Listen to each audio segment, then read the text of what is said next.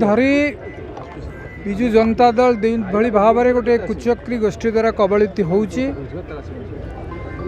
जो भली भाव में राजनीति को व्यवसायीकरण करा जाउची जो भली भाव में जो रही इंटरनल डेमोक्रेसी पार्टी जो आभ्यंतरण गणतंत्र ताकू हत्या करा जाइछि से सबुर प्रतिवाद रे मु विजु जनता दल रु इस्तीफा दे भारतीय जनता पार्टी रे आज योगदान करिछि। यशस्वी प्रधानमंत्री श्रीयुक्त नरेंद्र मोदी जी जो आदर्श तांकर विकसित भारत करिवार जो संकल्प एवं तदनुरूप ओडिशा रे केभली भाव में आगामी दिन में भारतीय जनता पार्टी सुदृढ़ हम एवं निर्वाचन रे केभली भाव में प्रभुत सफलता हासिल करिवो ए सब को आखि आगे रखी